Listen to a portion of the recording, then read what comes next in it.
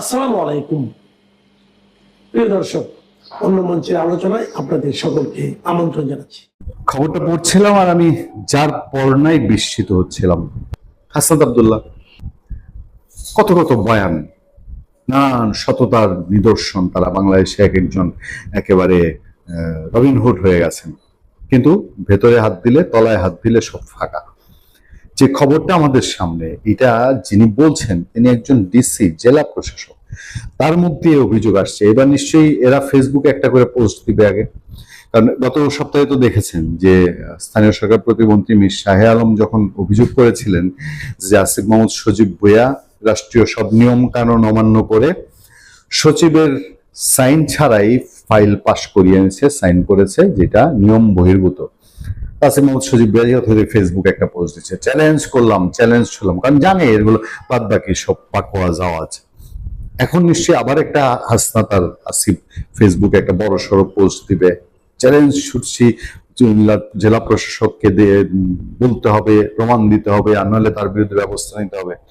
মনে মনে ভাবছি, এই যে আসিফ আর সজীব মিলা 25 কোটি টাকা সরকারের নাকি হাতায় নিছে, তারা খরচ করছে জেলা প্রশাসকের ফান্ড থেকে। এই কথাটা জেলা প্রশাসক যদি ইউনূস আমলে বলতো, এই লোককে তো মপ করতোই, চাকরি যে কোন জায়গায় পাঠাইতো এটা এক আল্লাহ মালুম। কারণ ইউনূস সরকার এসে বাংলাদেশের সিভিল প্রশাসনের উপরে যেই খড়গ চালাইছে, এই খড়গ এর আগে কোন রাজনৈতিক সরকার পরিবর্তনের পরেও করে নাই। যেই ভয়ঙ্কর খবরটার কথা বলছিলাম, সেই খবরটা একটু শোনেন। আসিফ ও হাসনাত জেলা পরিষদ তহবিল থেকে 25 কোটি টাকা নিয়েছেন। মোস্তাককে কুমিল্লা জেলা পরিষদের প্রশাসক, কুমিল্লা, সরি আমি ডিসি বলছিলাম, তিনি হচ্ছেন কুমিল্লা জেলা পরিষদ প্রশাসক। এবার তাকে গিয়ে চ্যালেঞ্জ করেন, বলেন বিএনপি তার বিএনপি বলেন যে প্রশাসকের এবার বদল করে দেন, চাকরি নাই করে দেন। আমি আগে জেলা প্রশাসক বলছি, কম কম না, জেলা প্রশাসক বললেও জেলা পরিষদের প্রশাসক, কিন্তু বিএনপি নিয়োগ করা এখন দায়িত্বপ্রাপ্ত মানুষ।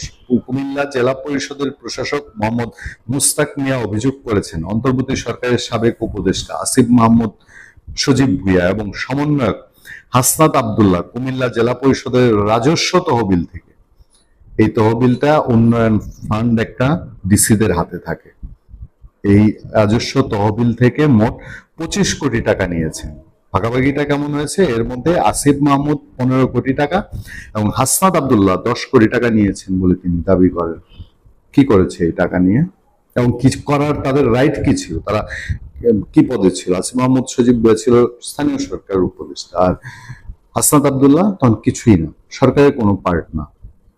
শনিবার সকালে শহীদ রাষ্ট্রপতি জিয়াউর রহমানের 45তম শাহাদাত বার্ষিকী উপলক্ষে কুমিল্লা শিল্পকলা একাডেমিতে আয়োজিত আলোচনা সভায় বক্তব্যকালে তিনি অভিযোগ করেন।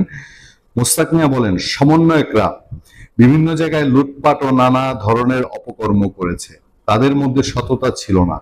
নিশ্চয়ই আসিফ আর হাসনাতকেও মিন করে তারা বলছেন। তিনি আরো বলেন, আজ প্রধানমন্ত্রী তারেক রহমানের নেতৃত্বে ধ্বংসপ্রাপ্ত অর্থনীতিকে পুনরুদ্ধারের দায়িত্ব আমাদের কাঁধে এসে পড়েছে, এ দায়িত্ব আমাদের সঠিকভাবে পালন করতে হবে।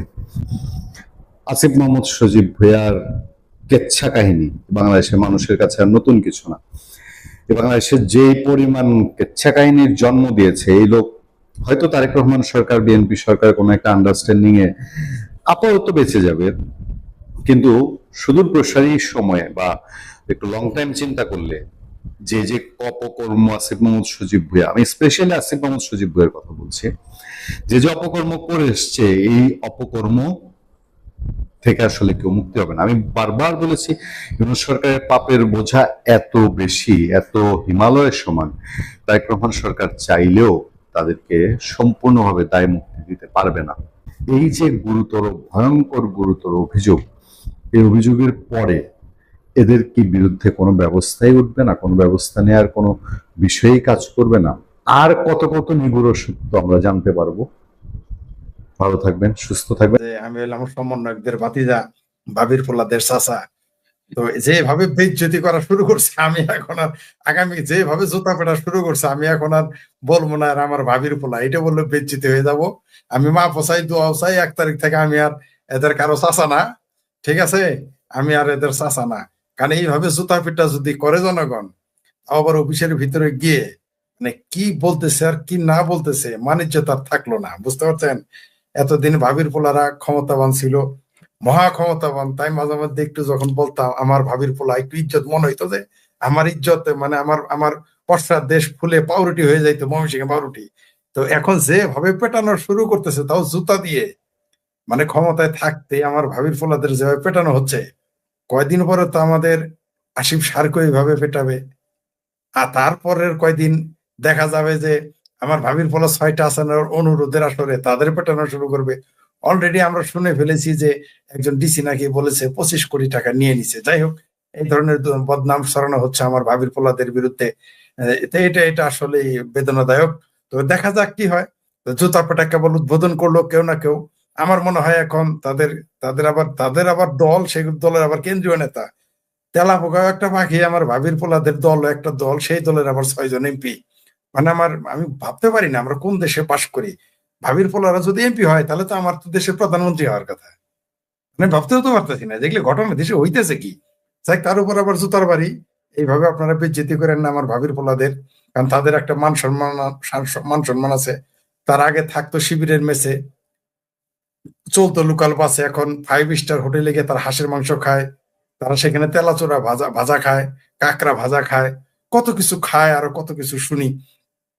আমার পাটোয়ারি আমার আমার এক ভাবির পোলা আছে, শুনেছি সে নাকি পাউরুটি আর কলা বিক্রি করে সে ডারবি সিগারেট খাইতো। এখন সে মোটামুটি কি আর, যাই হোক, এগুলো ঘরের কথা পরে জানাতে দেওয়া যাবে না। আমি যদি বলি তাহলে বদনাম আরো বেশি হবে। আচ্ছা, হলো তারা আমার ভাবির পোলা। তো তারা যা শুরু করেছে, মাসাল্লাহ জুতার বাড়ি না, কয়দিন পরে যে আরো কি কি জুটবো সেই জন্য অপেক্ষা করেন।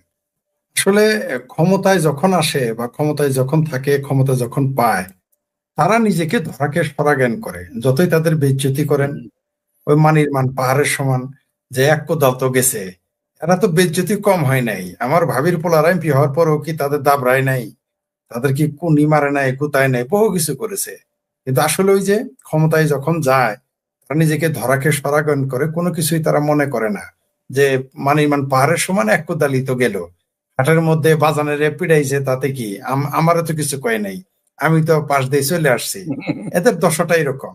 আমাদের তৃতীয় বিশ্বের সমস্যা হচ্ছে যখন যারা মানে অনির্বাচিত হয়, মানে অনির্বাচিত বলতে যারা মানে অর্জিত যোগ্যতা নয়, আরোপিত যোগ্য হিসেবে প্রতিষ্ঠিত হয়, তারা নিজেকে যা ইচ্ছা তাই মনে করে। আপনি দেখেন না এরা কি ধরনের কথা বলে। আজকে দেখলাম যে শাকা চৌধুরীর পোলায় ফাঁকা একটা বলি দিল যে একটা বিএনপির কর্মী থাকতে বাংলাদেশের আওয়ামী লীগকে দাঁড়াইতে দিবে না, দেশে থাকতে দিবে না। এগুলো কোনো বক্তব্য? তো ক্ষমতায় গেলে এই ধরনের তারা বলে, তার বাপেও বলেছে, তার বাপ আবার ঝুলেও গেছে। তো আমার ভাবির পোলারা, তারা আসলে যতই বেজ্জতি করেন, তাদের তো যার ইজ্জতই নাই, তারা আপনি কি বেজ্জতি করবেন? যে থাকতো, আবার বলতেছি যে চলতো শিবিরের মেসে, থাকতো শিবিরের মেসে, চলতো লোকাল বাসে, যার পায়ের স্যান্ডেল গেঞ্জি গুলো আপনি 5 তারিখে দেখেন, তার তাদের গায়ের স্যান্ডেল গুলো দেখেন, তাদের চেহারা গুলো দেখেন, তাদের গর্দান এখন দুম্বার মতো হয়ে গেছে, পেট ফুলে টেপা মাছ হয়ে গেছে, পশ্চাৎ দেশ ফুলে ময়মনসিংহের পাউরুটি হয়ে গেছে আমার ভাবির পোলাদের, সবগুলো কেসকি বান্দির পোলা সুলতান খাওয়া হয়ে গেছে, এমন তাদের ভাব। তো এরা এগুলো এরাই লজ্জাতেও যাবে না। এদেরকে ওই যে যেমন কুকুর তেমন মুগুর দিতে হবে। তাছাড়া এরা মুগুর না খেয়ে এরা দেশ ছাড়বে না, এরা শান্ত হবে না। তবে তারা ভীত, সন্ত্রস্ত, বিশেষ করে যখন জননেত্রী শেখ হাসিনা বলেছেন আমি আসতেছি, তোমরা ফাঁসির দড়ি রেডি রাখো, তারপরে থেকে তাদের মধ্যে মানে উথল পাথল শুরু হয়ে গেছে।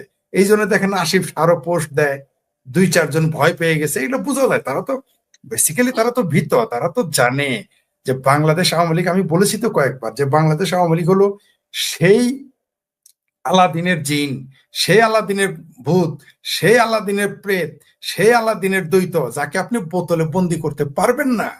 আওয়ামী লীগকে বোতলে বন্দি করা যায় না। বাংলাদেশ আওয়ামী লীগ হচ্ছে জনগণের তৈরি করা দ্বৈত। এই জনগণের দ্বৈতকে আপনি কিভাবে বন্দি করবেন নিষিদ্ধ নামের বোতলের ভিতরে? আপনি একটা ডিক্লেয়ার দিলেন বাংলাদেশ আওয়ামী লীগ নিষিদ্ধ, আপনি ভাবলেন ফু দিলাম, বোতলের কষি দিলাম, জিনটা বন্ধ হয়ে গেল, দ্বৈত আটকে গেল। না, পৃথিবীর কোনো বোতলই তৈরি হয় না যেখানে আওয়ামী লীগ নামক দ্বৈতকে আপনি বন্দি রাখবেন। তো আমার ভাবির পোলারা তা জানে।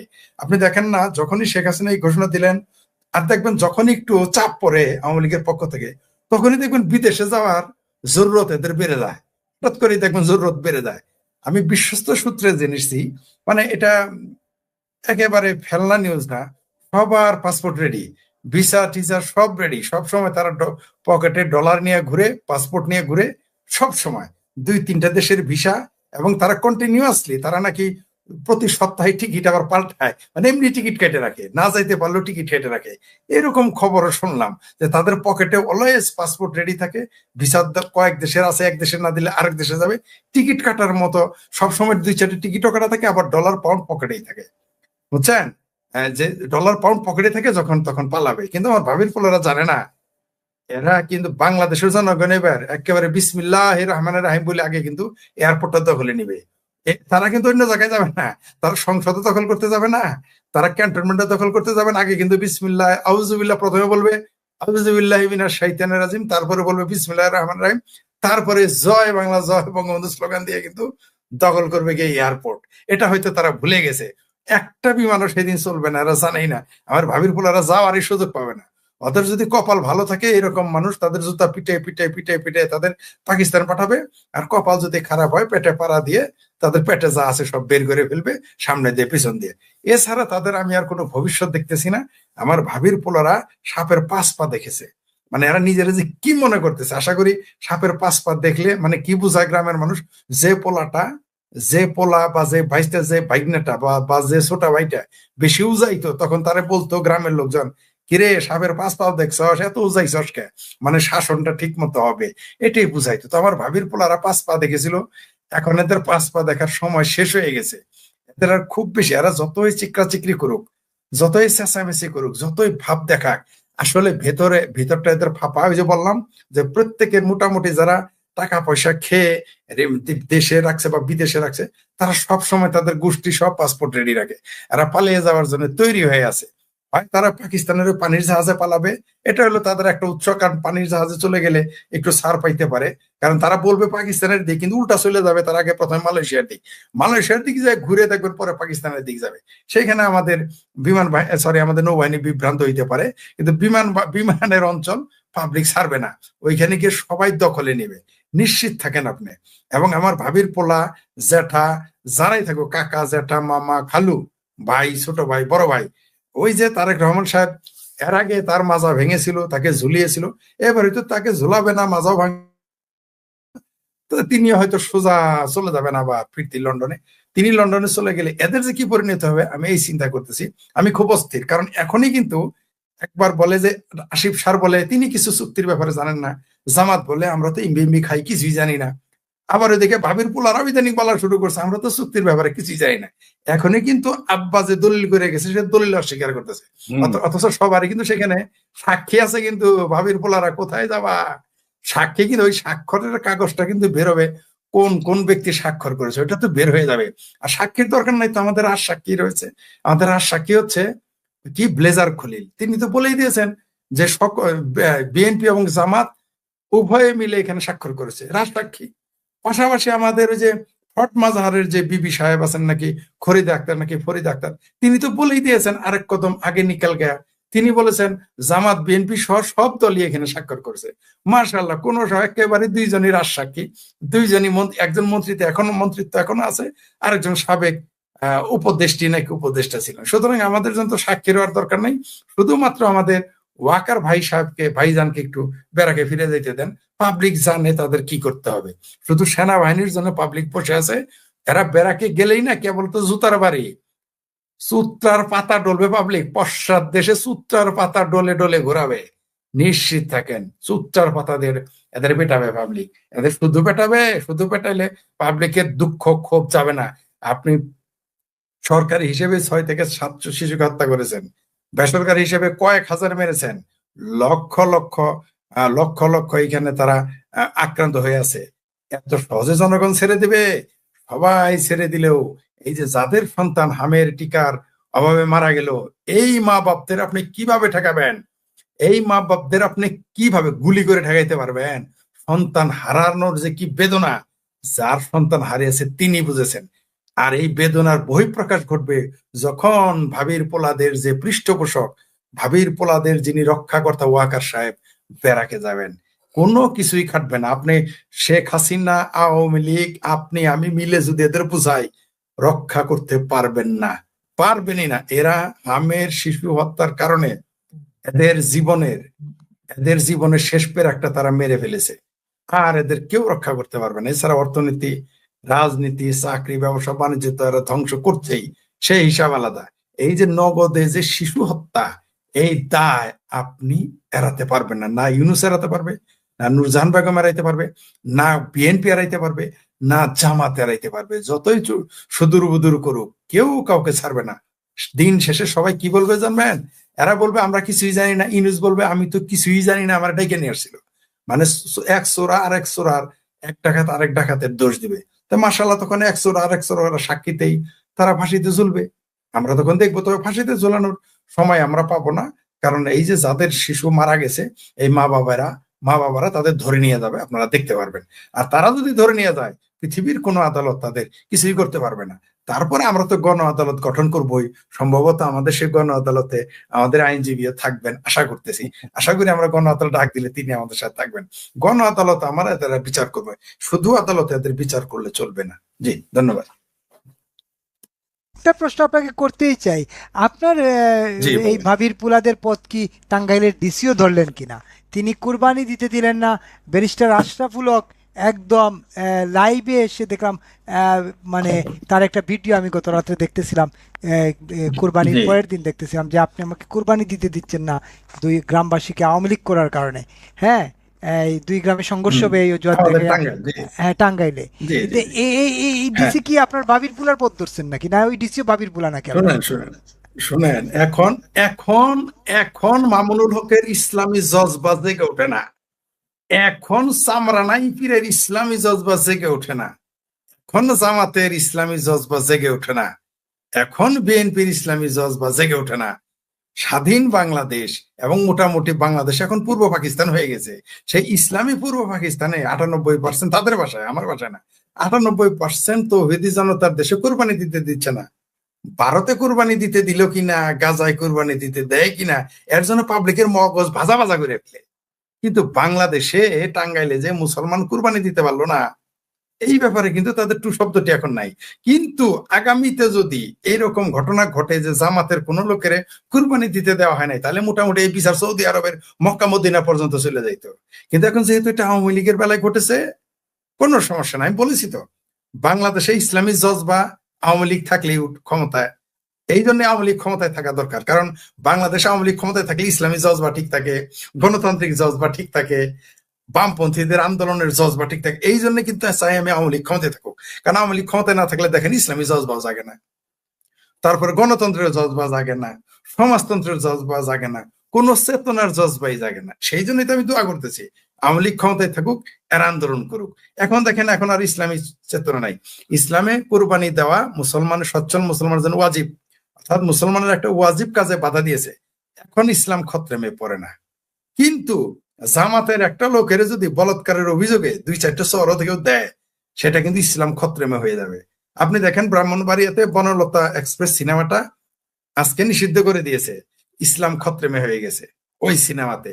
কিন্তু মাদ্রাসায় বলাৎকার করলে ইসলাম খতরেমে যায় না, কারো কুরবানি বন্ধ করলে ইসলাম খতরেমে যায় না। এমনকি আপনি দেখেন না, এই আমলে, এই ইউনূসের আমল, বিএনপির আমলে মসজিদে যতবার মারামারি হয়েছে, এখন ইসলাম খতরেমে পড়ে না, মসজিদে খতরেমে যায় না। আর শেখ হাসিনা মসজিদ বানাইলেও ইসলাম খতরেমে যায়।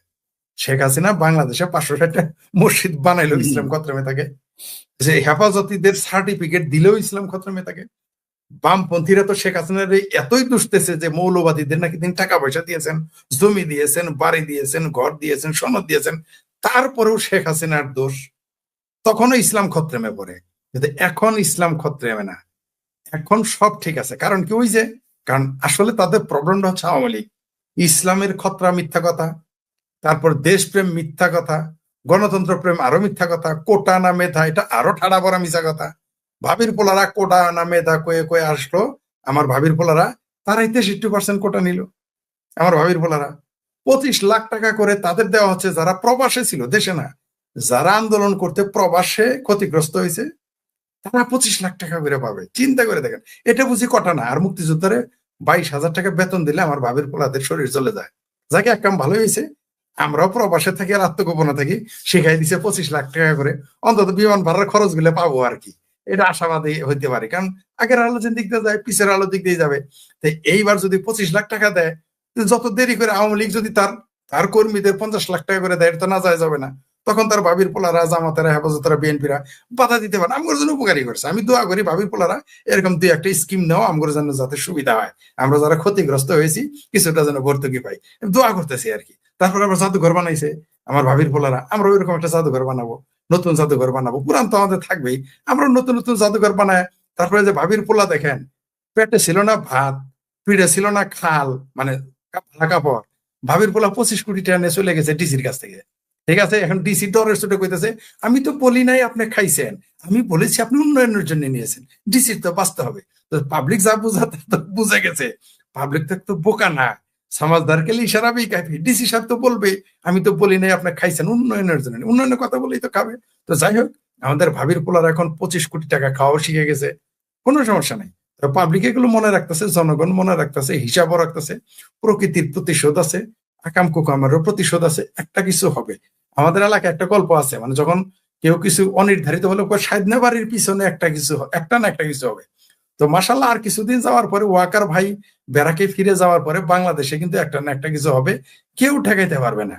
আমি মনে করেছিলাম আওয়ামী লীগ কমপক্ষে আরো 3 বছর পরে আসবে, মানে এই সরকার, এই মুসলেখা সরকার মিনিমাম 3 বছর থাকবে, এটা আমার ধারণা ছিল, যে তারপর আন্দোলনের মাধ্যমে তার পতন ঘটবে। কিন্তু ভাবির পোলারা যে সমস্ত খাসিরত শুরু করে দিছে, যেভাবে জুতা খাওয়া শুরু করেছে, মানুষ হাসতেছে এখন। তো আমার মনে হয় যে ইউনূস সরকার তো 18 মাস ছিল, এই সরকারের মুরব্বী মনে হয় না 18 মাস তো দূরের কথা, আর 1 বছর যাবো কিনা আমার যথেষ্ট সন্দেহ আছে। যাই হোক, এটাই দরকার, কারণ এই দেশের জনগণও দেখে ফেলেছে 18 মাস ইউনূস কি করেছে, 3 মাসে জনগণ বুঝে ফেলেছে তাদের জাতীয় ভাইয়া কি করতে পারবে। কারণ তিনি কি কি বলেন এগুলো শুনেই মানুষ হাসে, কিছু করতে হবে তো দূরের কথা, তারা 7 দিনেই বাংলাদেশের অর্ধেক খাল খনন করে ফেলে, এগুলো আমাদের বিশ্বাস করতে হয়, এগুলো আমাদের শুনতে হয়, এগুলো এগুলো তিনি আবার বলেন। তার মন্ত্রী বলেন, তার আইনমন্ত্রী বলেন, তার মন্ত্রী বলেন দেশে আর গণতন্ত্রের বন্যা বয়ে গেছে, তার আইনমন্ত্রী বলেন দেশে এখন আইনের সুশাসনে বন্যা বয়ে গেছে। কিন্তু আমরা কি দেখি, মানে যাই হোক, মোটামুটি তারা এত তেল দিতেছে যে এই সরকারকে তারা নিজেরাই এত তেল দিতেছে যে তাদের মেঝেটা পিচ্ছিল হয়ে যাবে, তারা নিজেরাই উষ্টা খায় পড়ে যাবে। আমরা সেই দিন দেখার জন্য অপেক্ষায় আছি। জি, ধন্যবাদ। আমরা দেখছি যে আকাশ পাতাল তফাৎ, মানুষ দ্রুত বুঝতে পারছে যে শেখ হাসিনা সরকার কি ছিল, কতটা জনবান্ধব ছিল, বাংলাদেশের মানুষের জন্য কত উপকারী ছিল। সেই বিবেচনায় এই তারেক রহমানের সরকার কতটা আসলে বাংলাদেশের জন্য একটা বিব্রতকর অবস্থা, সেটা মানুষ দেখতে পাচ্ছে। বাংলাদেশের অর্থনীতি সম্পর্কে তারেক রহমানের কি ভাবনা, বাংলাদেশের কূটনীতি সম্পর্কে তারেক রহমানের কি ভাবনা, বাংলাদেশের উন্নয়ন সম্পর্কে তারেক রহমানের কি ভাবনা, বাংলাদেশের রাজনীতি সম্পর্কে তারেক রহমানের কি ভাবনা, এইসব ব্যাপারে বিএনপি যেমন অন্ধকারে, সাধারণভাবে দেশের মানুষও অন্ধকারে। তারপরে আমরা দেখলাম প্রধানমন্ত্রী শেখ হাসিনা মেট্রো রেল বানিয়েছেন, আর সেই মেট্রো রেলের নিচে বিএনপি গরুর হাট বসিয়েছে, সেখানে আবার 2 মন্ত্রী 2 রকম কথা বলছে।